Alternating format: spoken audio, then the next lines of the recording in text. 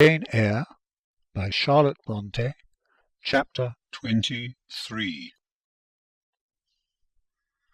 A splendid midsummer shone over England, skies so pure, sun so radiant, as were then seen in long succession, seldom favour, even singly, our wave-girt land.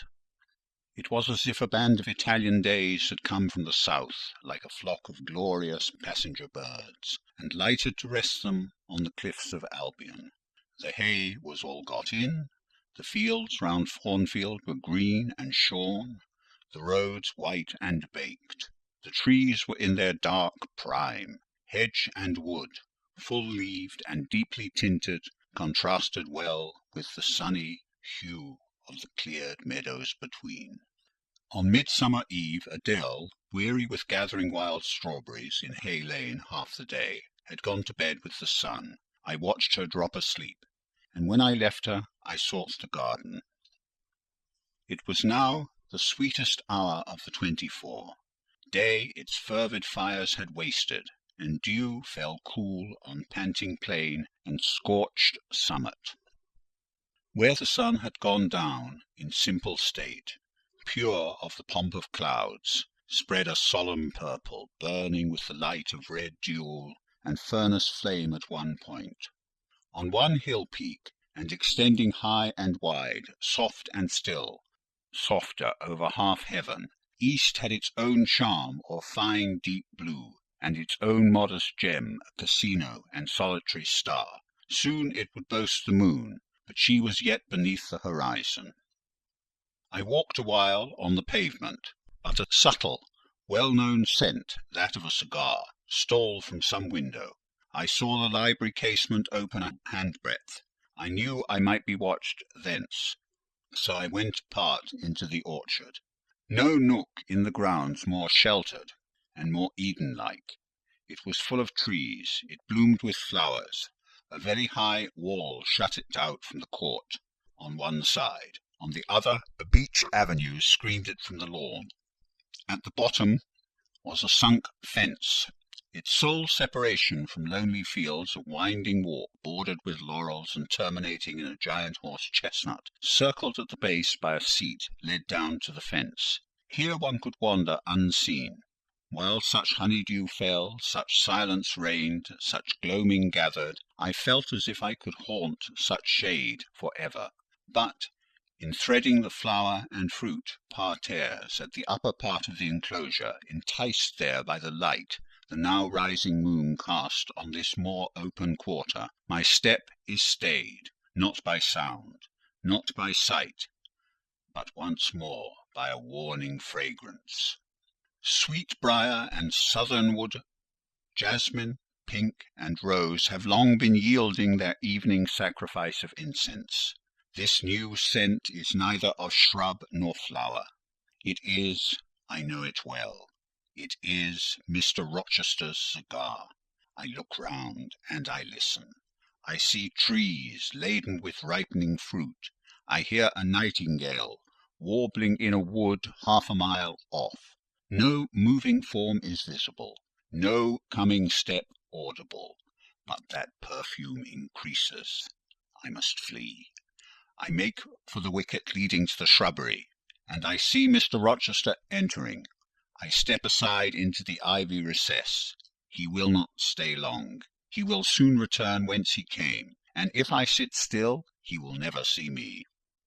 But no, eventide is as pleasant to him as to me, and this antique garden as attractive, and he strolls on, now lifting the gooseberry tree branches to look at the fruit, large as plums, with which they are laden, now taking a ripe cherry from the wall, now stooping towards a knot of flowers, either to inhale their fragrance or to admire the dew beads on their petals. A great moth goes humming by me. It alights on a plant at Mr. Rochester's foot. He sees it, and bends to examine it. Now he has his back towards me, thought I, and he is occupied too. Perhaps, if I walk softly, I can slip away unnoticed. I trod on an edging of turf. that the crackle of the pebbly gravel might not betray me. He was standing among the beds at a yard or two distance from where I had to pass. The moth apparently engaged him. I shall get by very well, I meditated, as I crossed his shadow, thrown long over the garden by the moon, not yet risen high. He said quietly, without turning, "Jane, come and look at this fellow." I had made no noise. He had not eyes behind. Could his shadow feel? I started at first, and then I approached him. "Look at his wings," said he. "He reminds me rather of a West Indian insect. One does not often see so large and gay a night rover in England. There, he is flown." The moth roamed away. I was sheepishly retreating also, but Mr. Rochester followed me, and when we reached the wicket, he said, "Turn back. On so lovely a night it is a shame to sit in the house, and surely no one can wish to go to bed while sunset is thus at meeting with moonrise."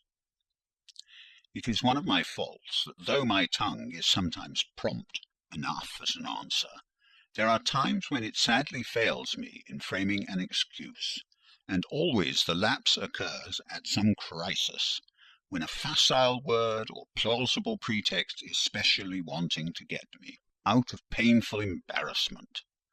I did not like to walk at this hour alone with Mr. Rochester in the shadowy orchard, but I could not find a reason to allege for leaving him. I followed with lagging step, and thoughts busily bent on discovering a means of extrication. But he himself looked so composed, and so grave also, I became ashamed of feeling any confusion. The evil, if evil existent or prospective there was, seemed to lie with me only. His mind was unconscious and quiet. "Jane," he recommenced, as we entered the laurel walk, and slowly strayed down in the direction of the sunk fence and the horse-chestnut, "Thornfield is a pleasant place in summer, is it not?" "Yes, sir." "You must have become in some degree attached to the house, you who have an eye for natural beauties and a good deal of the organ of adhesiveness." "I am attached to it indeed. And though I don't comprehend how it is, I perceive you have acquired a degree of regard for that foolish little child, Adele, too, and even for simple Dame Fairfax." "Yes, sir, in different ways I have an affection for both." "And would be sorry to part with them?" "Yes." "Pity," he said, and sighed, and paused. "It is always the way of events in this life," he continued presently. "No sooner have you got settled in a pleasant resting place than a voice calls out to you to rise and move on, for the hour of repose is expired." "Must I move on, sir?" I asked. "Must I leave Thornfield?" "I believe you must, Jane. I am sorry, Janet, but I believe indeed you must." This was a blow, but I did not let it prostrate me. "Well, sir, I shall be ready when the order to march comes." "It is come now. I must give it to-night." "Then you are going to be married, sir?" "Exactly, precisely. With your usual acuteness, you have hit the nail straight on the head." "Soon, sir?" "Very soon. That is Miss Eyre, and you'll remember, Jane, the first time or rumour, plainly intimated to you that it was my intention to put my old bachelor's neck into the sacred noose, to enter into the holy estate of matrimony, to take Miss Ingram to my bosom. In short, she's an extensive armful, but that's not to the point. One can't have too much of such a very excellent thing as my beautiful Blanche. Well, as I was saying, listen to me, Jane. You're not turning your head to look after more moths, are you? That was only a lady-clop, child, flying away home. I wish to remind you that it was you who first said to me, with that discretion I respect in you, with that foresight, prudence, and humility which befit your responsible and dependent position, that in case I married Miss Ingram, both you and little Adele had better trot forthwith. I pass over the sort of slur conveyed in this suggestion on the character of my beloved. Indeed, when you are far away, Janet, I'll try to forget it. I shall notice only its wisdom, which is such that I have made it my law of action. Adele must go to school, and you, Miss Eyre, must get a new situation. Yes, sir, I will advertise immediately, and meantime, I suppose I may stay here till I find another shelter to betake myself to. But I stopped, feeling it would not do to risk a long sentence, for my voice was not quite under command. In about a month I hope to be a bridegroom, continued Mr. Rochester, and in the interim I shall myself look out for employment and an asylum for you. Thank you, sir. I am sorry to give. No need to apologize. I consider that when a dependent does her duty as well as you have done yours, she has a sort of claim upon her employer for any little assistance he can conveniently render her. Indeed, I have already, through my future mother-in-law, heard of a place that I think will suit. It is to undertake the education of the 5 daughters of Mrs. Dionysius O'Gall of Bitternut Lodge, Connaught, Ireland. You'll like Ireland, I think. They're such warm-hearted people there, they say. It is a long way off, sir. No matter. A girl of your sense will not object to the voyage or the distance. Not the voyage, but the distance, and then the sea is a barrier. From what, Jane? From England, and from Thornfield, and, well, from you, sir. I said this almost involuntarily, and with as little sanction of free will. My tears gushed out. I did not cry so as to be heard. However, I avoided sobbing. The thought of Mrs. O'Gall and Bitternut Lodge struck cold to my heart, and colder the thought of all the brine and foam, destined as it seemed to rush between me and the master at whose side I now walked, and coldest the remembrance of the wider ocean. Wealth, caste, custom intervened between me and what I naturally and inevitably loved. It is a long way, I again said.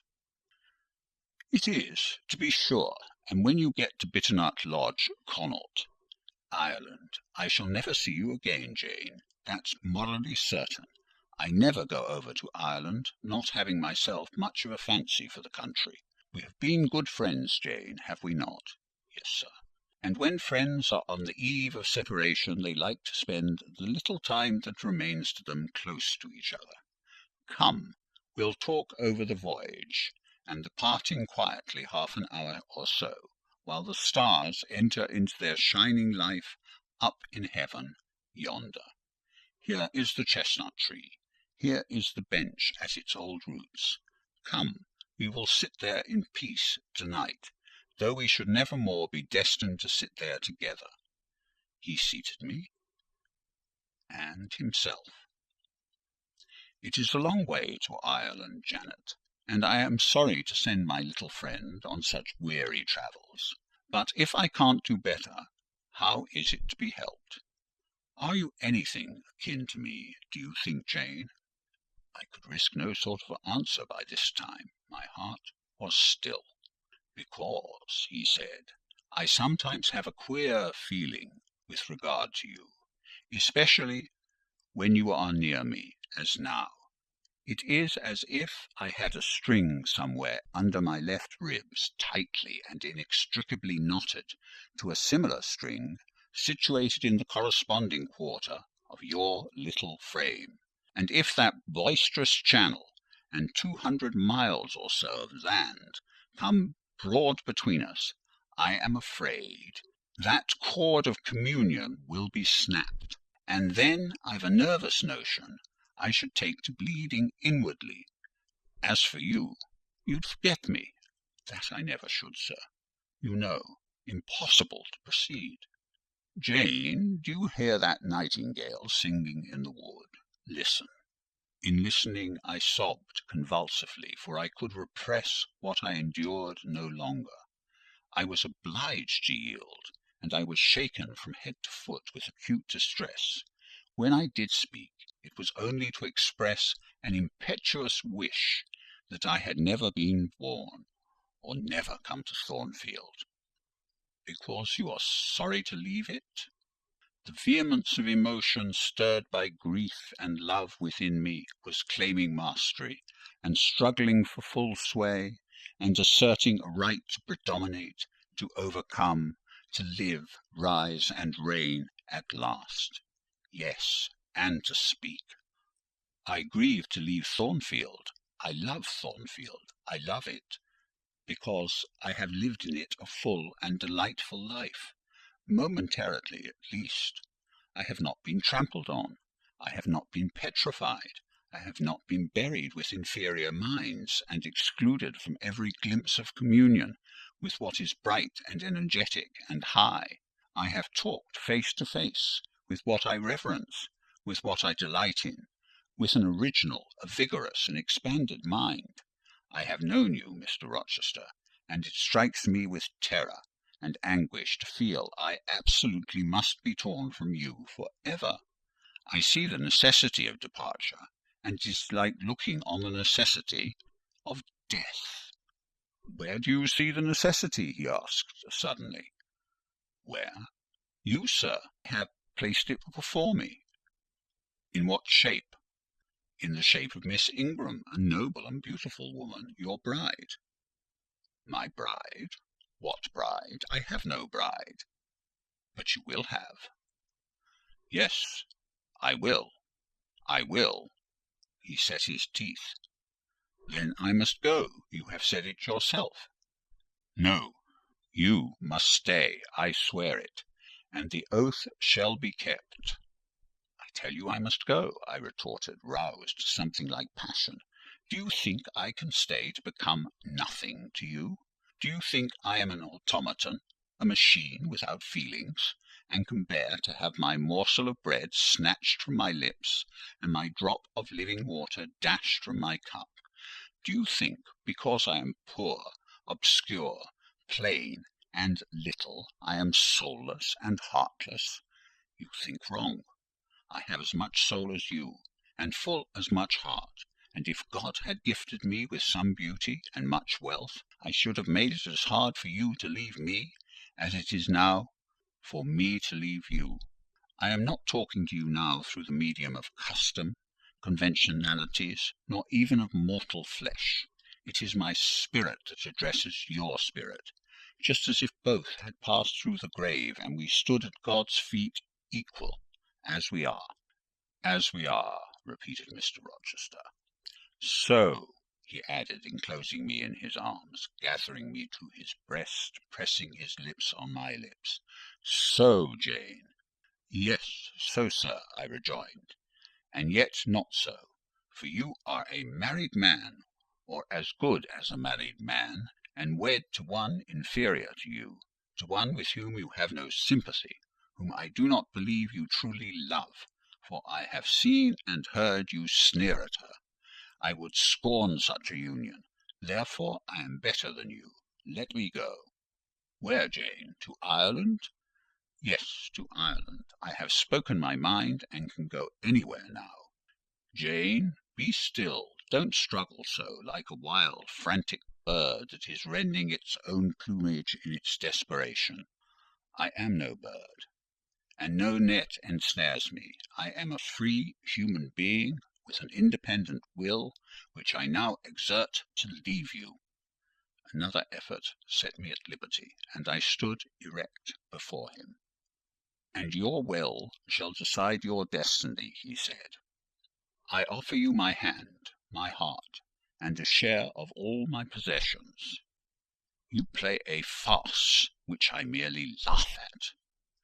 I ask you to pass through life at my side, to be my second self and best earthly companion. For that fate you have already made your choice, and must abide by it. Jane, be still a few moments. You are over-excited. I will be still too." A waft of wind came sweeping down the laurel walk, and trembled through the boughs of the chestnut. It wandered away, away, to an indefinite distance. It died. The nightingale's song was then the only voice of the hour. In listening to it, I again wept. Mr. Rochester sat quiet, looking at me gently and seriously. Some time passed before he spoke. He at last said, "Come to my side, Jane, and let us explain and understand one another. I will never again come to your side. I am torn away now, and cannot return. But, Jane, I summon you as my wife. It is you only I intend to marry." I was silent. I thought he mocked me. "Come, Jane, come hither. Your bride stands between us." He rose, and with a stride reached me. "My bride is here," he said again, drawing me to him, "because my equal is here, and my likeness. Jane, will you marry me?" Still I did not answer, and still I writhed myself from his grasp, for I was still incredulous. "Do you doubt me, Jane?" "Entirely." "You have no faith in me?" "Not a whit." "Am I a liar in your eyes?" he asked passionately. "Little sceptic." "You shall be convinced. What love have I for Miss Ingram? None, and that you know. What love has she for me? None, as I have taken pains to prove. I caused a rumour to reach her that my fortune was not a third of what was supposed, and after that I presented myself to see the result. It was coldness both from her and her mother. I would not, I could not marry Miss Ingram. You strange, you almost unearthly thing, I love as my own flesh. You, poor and obscure and small and plain as you are, I entreat to accept me as a husband." "What, me?" I ejaculated. Being in this earnestness, and especially in this incivility, to credit his sincerity? Me, who have not a friend in the world but you, if you are my friend. Not a shilling but what you have given me. You, Jane, I must have you for my own, entirely my own. Will you be mine? Say yes, quickly. Mr. Rochester, let me look at your face. Turn to the moonlight. Why? Because I want to read your countenance. Turn. There you will find it scarcely more legible than a crumpled, scratched page. Read on. Only make haste, for I suffer. His face was very much agitated and very much flushed, and there were strong workings in the features and strange gleams in the eyes. "Oh, Jane, you torture me!" he exclaimed, with that searching and yet faithful and generous look. "You torture me." "How can I do that? If you are true, and your offer real, my only feelings to you must be gratitude and devotion. They cannot torture." "Gratitude!" he ejaculated, and added wildly, "Jane, accept me quickly. Say Edward. Give me my name. Edward, I will marry you." "Are you in earnest? Do you truly love me? Do you sincerely wish me to be your wife?" "I do, and if an oath is necessary to satisfy you, I swear it." "Then, sir, I will marry you, Edward, my little wife. Dear Edward." Come to me entirely now," said he, and added in his deepest tone, speaking in my ear as his cheek was laid on mine, "Make my happiness. I will make yours." "God pardon me," he subjoined ere long, "and man meddle not with me. I have her, and will hold her." "There is no one to meddle, sir. I have no kindred to interfere." "No, that is the best of it," he said. And if I had loved him less, I should have thought his accent and look of exultation savage. But, sitting by him, roused from the nightmare of parting, called the paradise of union, I thought only of the bliss given me to drink in so abundant a flow. Again and again he said, "Are you happy, Jane?" And again I answered, "Yes." After which he murmured, "It will atone, it will atone. Have I not found her friendless and cold and comfortless? Will I not guard and cherish and solace her? Is there not love in my heart and constancy in my resolves? It will expiate at God's tribunal. I know my Maker sanctions what I do. For the world's judgment, I wash my hands thereof. For man's opinion, I defy it." But what had befallen the night? The moon was not yet set, and we were all in shadow. I could scarcely see my master's face, near as I was. And what ailed the chestnut tree? It writhed and groaned, while wind roared in the laurel walk and came sweeping over us. "We must go in," said Mr. Rochester. "The weather changes. I could have sat with thee till morning, Jane." And so, thought I, could I with you. I have said so, perhaps, but a livid, vivid spark leapt out of a cloud at which I was looking, and there was a crack, a crash, and a close rattling peal, and I thought only of hiding my dazzled eyes against Mr. Rochester's shoulder. The rain rushed down. He hurried me to the walk, through the grounds, and into the house, but we were quite wet before we could pass the threshold. He was taking off my shawl in the hall, and shaking the water out of my loosened hair, when Mrs. Fairfax emerged from her room. I did not observe her at first, nor did Mr. Rochester. The lamp was lit. The clock was on the stroke of 12. "Hasten to take off your wet things," said he, "and before you go, good night. Good night, my darling." He kissed me repeatedly. When I looked up, on leaving his arms, there stood the widow, pale, grave, and amazed. I only smiled at her and ran upstairs. Explanation will do for another time, thought I. Still, when I reached my chamber, I felt a pang at the idea she should even temporarily misconstrue what she had seen. But joy soon effaced every other feeling, and loud as the wind blew, near and deep as the thunder crashed, fierce and frequent as the lightning gleamed, cataract-like as the rain fell during a storm of 2 hours' duration, I experienced no fear and little awe. Mr. Rochester came thrice to my door, in the course of it, to ask if I was safe and tranquil, and that was comfort, that was strength for anything.